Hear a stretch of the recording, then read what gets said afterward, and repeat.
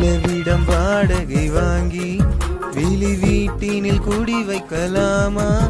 நாம் வாழும் வீட்டுக்குள் வேறாரும் வந்தாலே தகுமா?